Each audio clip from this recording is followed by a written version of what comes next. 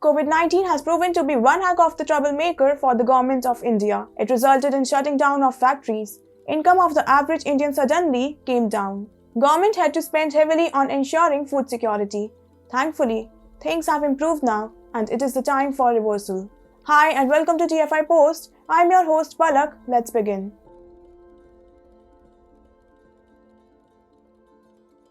Few days ago, the Modi government decided to discontinue the much successful Pradhan Mantri Garib Kalyan Ann Yojana. The government will now make free food available to them under the statutory National Food Security Act. Earlier, beneficiaries of NFSA were getting rice at Rs 3 per kg, wheat at Rs 2 per kg and coarse grain at Rs 1 per kg. To put it simply, people will keep getting free food irrespective of the fact whether PMGKAY is in action or NFSA.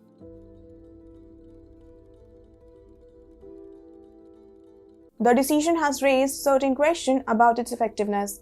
At the end of the day, people are getting free food. It means that there is virtually no change in on-ground reality, but there is a big change in perception of the government as PMGKAY has now been shunned. In 2023, 10 states will go for elections and it means that the opposition can use it to show BJP as anti-poor. Moreover, on the face, it is the shifting of responsibility from one scheme to another. However, the scheme was untenable in the long run.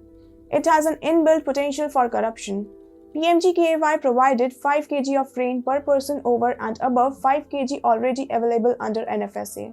Think about it, 10 kg of grain was being available to every person per month.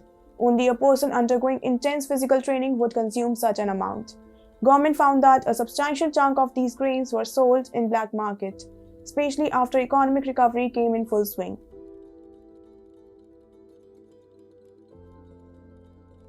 Economic recovery is also a big reason why the government has felt emboldened to end it. India's nominal GDP is expected to grow by 14.1%, more than 11.1% estimated in budget. They are reflected in the government's tax collections as well. Direct tax collections until October were up by 24% in YoY terms. Indirect tax collections are also on a similar trajectory. All these numbers should have meant that the government could work towards bringing down the fiscal deficit. Fiscal deficit is total spending minus total income. It is essential for foreign investments. In pre-pandemic period, the government had brought it down to 3.4% of GDP in FY20. But COVID changed it. The deficit for FY21 skyrocketed to 9.3%. Next year, it improved to 6.7%, but mainly on account of higher tax collection.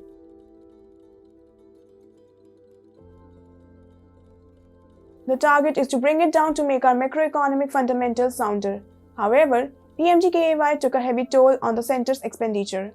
The total cost has now increased to nearly 4 lakh crores. It cost around 40 to 44,000 crores to the government for extending it on a 3-month basis. The cost is fiscally sustainable, but not after the Ukraine-Russia crisis. The fertilizer shortage in the international market has increased our fertilizer subsidy bill by more than 100%.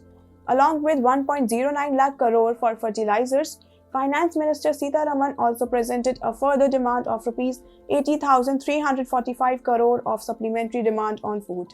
Majorly on the account of these two factors, the total subsidy bill has gone up to Rs 5,32,446.79 crore. It is way over budget estimate and second highest after 7.6 lakh crore of subsidy bill of FY21, the corona year. The need to minimize subsidy spending is there.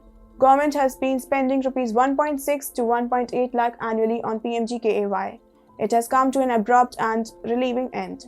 Yes, the government won't get nearly the Rs 10,000 crore it was getting by selling grains under NFSA, but the net result is still a savings of Rs 1.5 lakh. That is a big number for bridging the fiscal deficit gap. The fiscal deficit is one of the strongest determinants of macroeconomic fundamentals. Worsening it for the sake of a scheme which has high chance of misuse is not feasible.